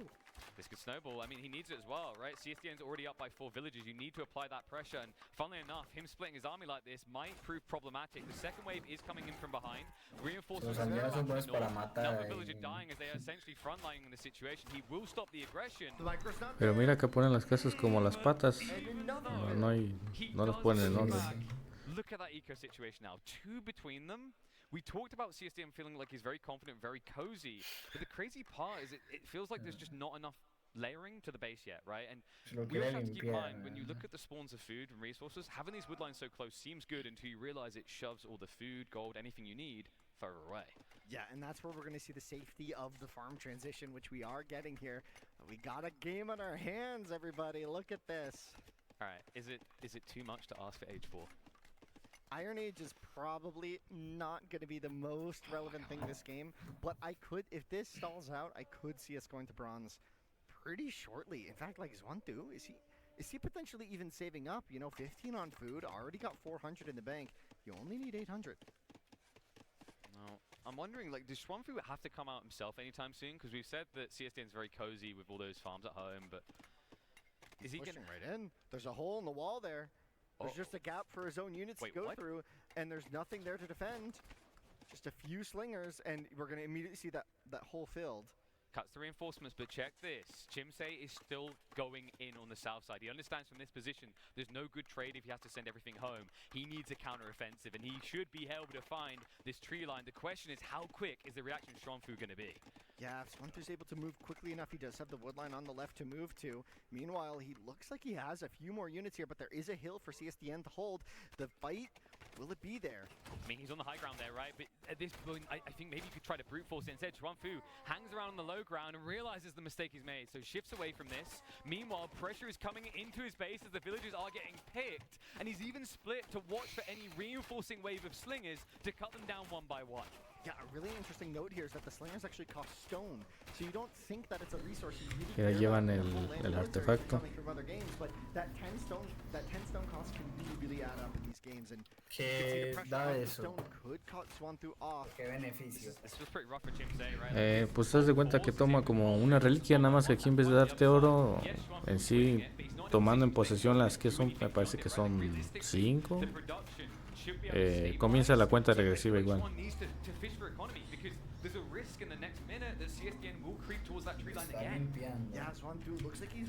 Sí, pasa lo mismo con las runas. Si te apoderas de las 3 runas, cuenta regresiva. He's remaining calm, right? He's understanding that, like, if this wave gets cleared up, I know his reinforcements can't come because I'm killing them one by one. It's a Congo line of death back at home for CSDN.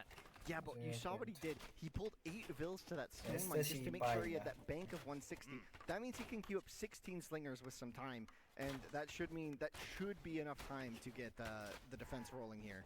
He's up a lot of economy. It looks like for some time here, Zwantu has stopped producing vills, but that's because he's about to click up to the Bronze Age. Si Yamato ya lo tenía dominado, no sé por qué dejó de crear los sonderos. There it is. But Bronze Age is everything. Access to cavalry could just end this game. Cavalry absolutely shred everything on the field. The one critical missing piece here is Zwantu's not on his gold right now. We have to really emphasize the efficiency of what Schwanfu's done here. It looked like CSDN was spending a good time outside the base doing damage, but as you said, it's because he's not reacting. When you look at the military, for a guy who has this eco lead while his opponent rather is going for a tech up, you wouldn't expect the military difference to be this close. Yeah, and he's getting the gold upgrade, moving the vills out. Does he have a stable? No. Is that what he was building up there? No, it's just another barracks. And he's got room to the west side and the back of his base, right? Like there's options and locations here. He's just trying to make sure there's no probing on the backside. So more farms are also getting added in. I mean, that is an area where it feels like Chimsei is ahead. So he has that more reliable at-home food source. Maybe there's a world at which we do see Schwanfu just sneak out for the northside berries, and that kind of lights a fire underneath CSDN's butt. He needs to keep the pressure on to keep him in this corner. Yeah, but 2 cav are going to clean up this entire army of CSDN. And his positioning as well worries me because he's so close to the base when this tech is going to come through. So he won't have an easy reaction of just get behind my walls and stay and wait until I'm ready. He might be able to put pressure under the gold vills here. Zwantu's going to have to keep producing slingers in this case. But the tech up is almost in. He's also trickling it. This is not good for Chimsei, right? If they'd all been there at once, he'd be able to just about win that fight. But instead, Schwanfu should have enough to stabilize here to push him back. And with Age 3 now in, it's Problem Town Central for CSDN. Yeah, I don't think he was expecting this just yet. He just got domestication. That's horse collar for your farms. He just got that, which is very expensive in this game, as opposed to saving up for that critical Bronze Age. And now he's training more and more units at home, but he's on the gold. Slice down the center here. The First cavalry comes out, and this could just wipe it all. Chimsei needs to Era la primera caballería. take with him because he's about to be 6 feet under with the army. So you might as ¿Cómo se lo dieron para limpiar esa caballería? What a story here. Xuanfu down almost 20 bills right now, but he is cleaning up this army. The focus probe, these villagers, it doesn't feel like they're dying quick enough, and this is going to have a ripple effect, right? Second cavalry unit out, the snowball is going to begin. CSDN is not in a comfortable position in this game. Yes, he has the military numbers, but the quality is red all the way. And we just got the best eco upgrade in the game. The wheel just finished, and if we pan back to the base, you see those vills? They are flying now. Wheel is one of the most important upgrades in the game. It gives access to chariot units, and it also makes your vills significantly faster, which means that these slow tool units that Chimsei is relying on to apply pressure are not going to be able to chase them around the map anymore. You can see the 2 cavalry going to be a critical force here for Xuanfu. He's looping around, coming back. CSDN always come to the same location though, always focusing that. I wonder if Xuanfu can use that against him to just play wider on the flanks, not have to worry about his economy as much. In the meantime, CSDN is setting up those stables north side, so looking to mirror cavalry to cavalry. If he can weather this storm, if he can stop any eco leaks from cavalry across the map, he could be in control of this game, considering that he's... Hasta ahora ni una torre se ha visto. Going in for the kill. 3 cavalry going to be microing the hurt one to the back. The ranged units No, la going to be caballería helping está him. The fight limpiando at the hill, is it going to be there for Chimsei? One down, second cavalry looking to fall, so a lot lost, but considering this is your biggest threat, getting rid of them might be enough to make CSDN feel comfortable about still existing, but this should now be Xuanfu's time to shine. Cavalry should be heading across the map, and he should be leaving those slingers to mop up what little is left of the aggro from CSDN. Yeah, and the Bronze Age is going to come in though, but we have to keep something clear in our minds. Yamato have a really, really solid Bronze Age. They get cheaper cavalry. That applies to the scouts and the cav in this case. So this transition with this stronger economy is going to mean full pump from these stables. A 3rd stable coming in. We are going to see a lot of fast units on the field here. The scout, look at the vision of that. Going to be just trying to find the enemy units, trying to hunt them down. He has some of these upgrades in already. Chimsei now waiting on wheel of his own. That the tool working there, metalworking is going to be 2nd upgrade, the 2nd attack upgrade, going up to +4. So Chimsei immediately going into aggression here. You're starting to wonder, Xuanfu for a moment, we thought, okay, this is it, it's a breakout. It almost felt like CSDN bodying that fight so consistently gave him the breathing room for this type of transition. And we have to remember, you know, Sí, parece que van a aparecer los primeros carros, no sé. Ya están desarrollando la rueda. many access points to that blue economy still. So kind of feels like Xuanfu needs to go a step Pero Xuan further. ya la He needs to tiene, activate si his no estoy anime mode and take a big proper fight again before Bueno, he el can do otro ya le anything entra significant también. to the economy of the Yamatos here.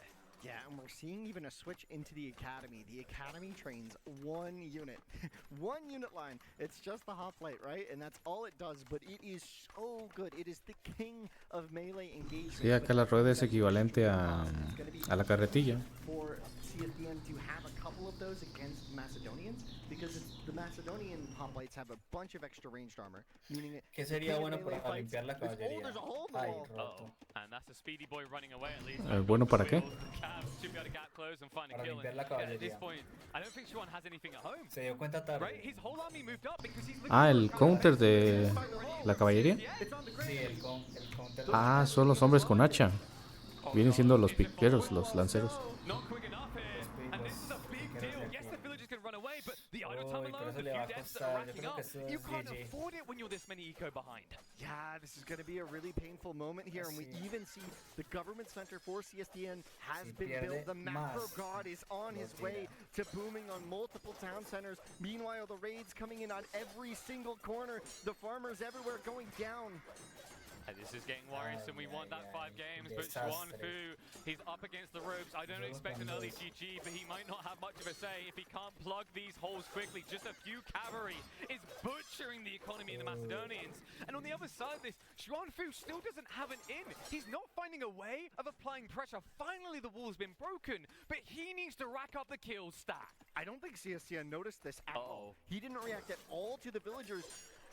Few going down. And here's the counterattack. More shifting across. And wait, is he doing TCs in the back? Yeah, that is multiple town centers. In this game, TCs are 200 wood only. So players spam them like no tomorrow. No, pues tienen que sacarle los hombres con hacha, si no, no se va a deshacer. The cavalry with the sling is going to be enough to shred these vills apart. Meanwhile, the gold is everywhere right now. CSDN, he's just going to continue the aggression. Sure, I'm going to lose some eco, but not as much as you. It's a race to 0 in this type of game. The TC has to be cancelled out. No, ya la acabó, güey. It's pure anarchy in the back, and GG. yeah, somehow having enough military Ya que to lo both tire. defend and attack, and Abajo, Fu looks limpiado. all but dead in this game. Yeah, you can just see the cavalry numbers. There's 12 cavalry on the field compared to 2. That is the value of having that bigger economy and the cheaper cavalry. viene Switching into Lopita. melee units, and we have Swantu on the side switching into composite bowmen, which are going to be the supreme. Que construyó academia.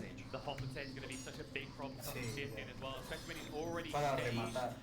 Igual ya está GG. Set the playing De field for the Chile. diving. Hijo de la- GG comes out.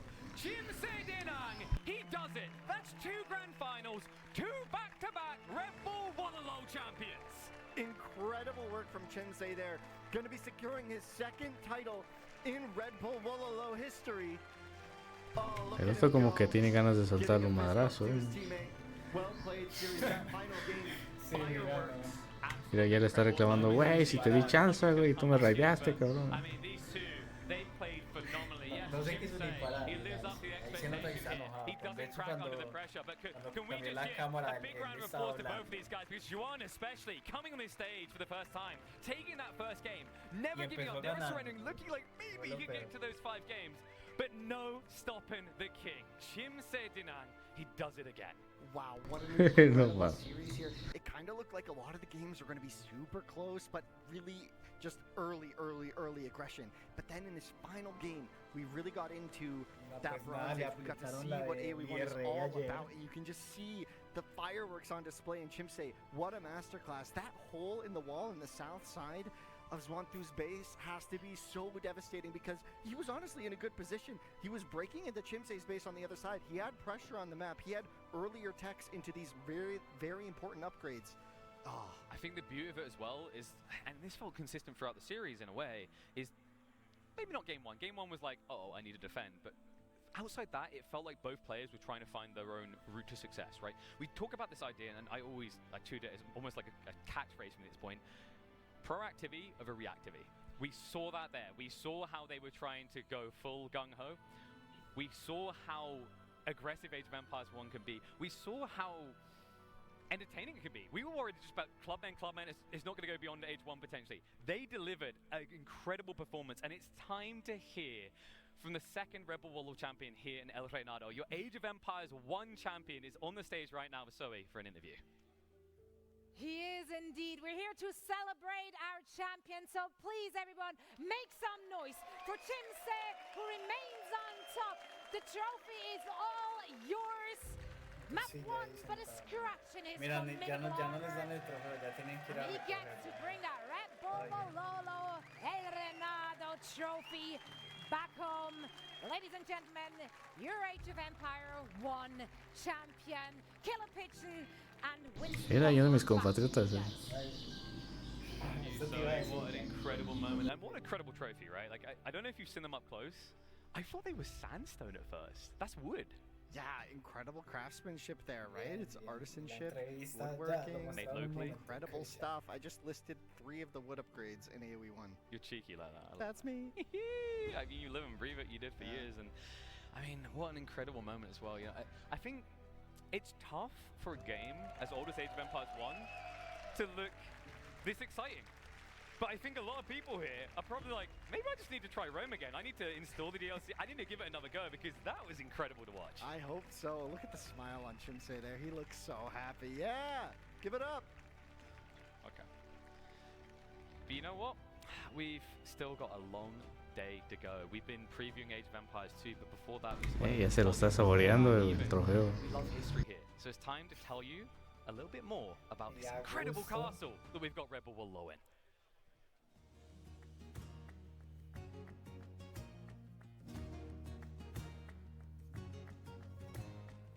The history of Castillo Almodovar goes back a lot further than you might think, not just to the medieval era, but all the way back to late antiquity. It's thought that a Roman settlement in this area was protected by a defensive emplacement on top of this hill, which served to protect the various commercial endeavours in this region. There was trade flowing along the river. There might have even been local silver mines. As we move into the medieval era, this area, like the rest of the Iberian Peninsula almost, came under the control of Arab Muslims as a part of an area called Andalusia. The Umayyads established a bigger and better fortress on top of this hillside, and they called it Al-Murwa, which then became, in time, Almodovar, as it's called today in modern Spanish. This explains the strong Islamic influence in the art and architecture, not just of this castle, but of the region more broadly. But of course, it wouldn't stay under Muslim control forever. Over the years, this castle has been renovated and restored, but it's more recently in the 20th century that saw Castillo Almodovar get its biggest facelift. Restored from little more than a crumbling ruin at the beginning of the 20th century, today Castillo Almodovar is a representation of the might, the splendour and the grandeur of medieval architecture, and is a very fitting host for this tournament that we're seeing unfold this weekend.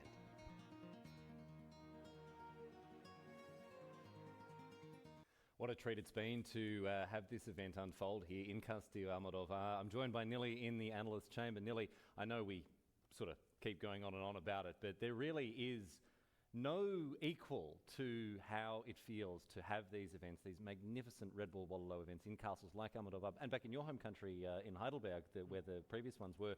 The atmosphere here is unlike anything else I've ever come across in my career. Yeah, it's absolutely unbelievable. And I called it the greatest stage we ever had in Age of Empires history, right? It's just, the crowd is going wild, like also this small area where we have all those hundreds and hundreds of people. It feels like a stadium almost, and then those great walls, the scenery, like the view outside. It's just the perfect location. It is, and also from a historical standpoint, there's something oddly philosophical about us sitting in this castle built for war, playing these war games. You know, there's something about that. It's a nice little. You know, a meeting of the new and the old coming together in this way. So I do hope people around the world have enjoyed the broadcast half as much as we've enjoyed putting it on for you all. And I tell you what, Nili, the party don't stop, because we're moving on to something I've been looking forward to personally, the Age of Mythology Retold Grand Final. This is what's coming up next in our broadcast. We're going to see Recon facing off against the Mister. Now, Nili, this is not the first time we've seen these two blokes on stage at a Red Bull Wololo event, although last time they weren't playing Age of Mythology. They were playing Age of Empires 4 and very successfully. Recon and Mr. good friends from the early days of Age of Mythology, transition to Age of Empires 4. Ahora viene el Age of Mythology. Mr. even making it into the grand final. Sí, esta This is where he fell one short, of course, to Marine Lord, who picked up the trophy again last night. So the Mister with another chance now to be crowned a Red Bull Wololo champion. Looking forward to seeing both these players in action. We'll talk a little bit more about them later on. But we want to know from you around the world, wherever you are. Do let us know your thoughts on which player is your favourite. I believe in chat people can indicate which player they'll be barracking for as the final unfolds. I'm certainly looking forward to the competition, Nelly, and also looking forward to just seeing this game on the biggest stage in its newest form. I remember many, many years ago, I went into an electronics store, and I don't know if you remember back in the day, they used to have those like CDs. There were CDs, yes, but they had those demo machines that were set up, right? So I went in and I saw this kid playing Age of Mythology in the electronics store on the demo machine, and I saw him like calling down a lightning bolt, right? And I was like, I've got to have this game. And I couldn't play it because my laptop at the time, which had 4 gigabytes, not of RAM, but of hard drive space, right? It didn't have a 3D, it didn't have a graphics card, it didn't have a 3D accelerator, so I couldn't run it, and I was heartbroken. But eventually, I conned my dad into letting him install it on his work PC. And this game, I've got so many fond memories, you know, playing something like Prostagma. Although it's stuff that gets right in there, and seeing and playing the new form of the game, it really brings back very special memories. So if you're a fan of the game like I am, if you played it when you were a kid, you should be playing. Do yourself a favour and play Retold. There are so many stories that come out of this, including one you want to tell us, Nelly, about the Mister. Yeah, obviously the Mister is a full-time farmer, right? He won $50,000 at Red Bull 6 and bought a tractor from it. A good investment. A good investment for him, yeah. Right, and right now Age of Mythology came out. This is basically his hard game. Like, this is where that he grew up with. He was a very dominant player there for years, so he really wanted to try hard. But it was also farming season. Oh, it's harvest season.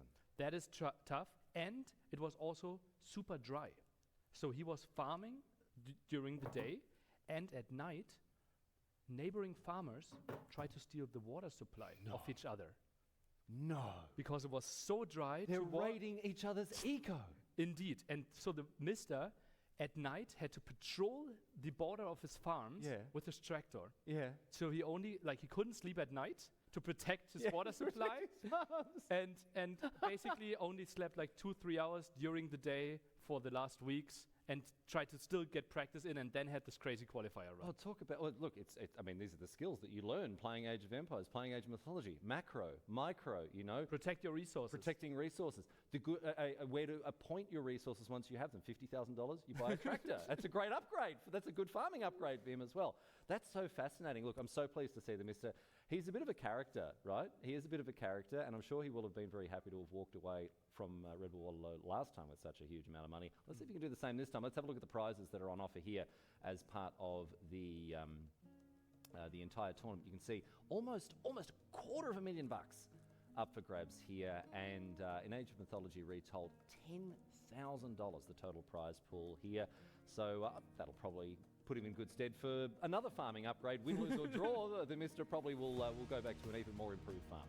Yeah, that's $2,000 only split between the two of them. We also had $10,000 in the qualifier as well, so I would even call it a full $250,000 there if I want to be bold about it. And yeah, I'm like the Mr. He will put it to good use, will spread it, and he will just continue playing the game. And he is such a beloved person, so yeah, hopefully he wins and hopefully he continues to play. Well, we'll see how it goes. We have the Mr. facing off against Recon. This is going to be a fantastic spectacle. It's going to be very enjoyable to get stuck into Age of Mythology, a game that I'm sure many people share very fond memories with. So, without further ado, we can head over back down to the casting area where we've got Killer Pigeon and Winston Waffles waiting in the wings once again to walk us through our next grand final. Prostagma and Imole to everyone here. It's finally happening, Winston, for the first time ever at Red Bull Wololo, Age of Mythology. Yeah, it is so exciting. Retold, it's back. It's back. Age of Mythology is back. And bigger than ever. Back, and it is so good. It is so good. I've been loving the game since it's come out. Been playing a bunch. Been watching a bunch. The qualifiers were so exciting. And here we have it, the grand finals. I mean, it's incredible to think about. I mean, you know, we were saying it's kind of crazy because this could be the quickest grand finals, right? This game doesn't wait around. It doesn't hold your hand. You have no time to breathe. It's coming at you from minute 3. Yeah, no, very quickly, players. Age up and attack. You have very aggressive options very early in the game, and we'll see how it goes. These two players as well, I talked to both of them, and they both think that this game is in a pretty fast meta right now as well, with timings being key.